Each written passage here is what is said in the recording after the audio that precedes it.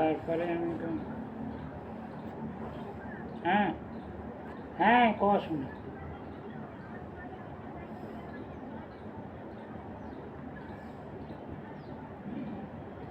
হুম।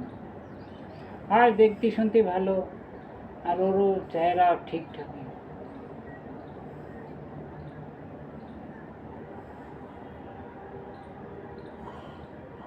হুম।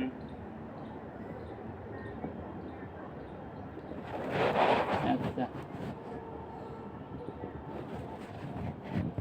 আচ্ছা। তা কোনো শোনো, ওই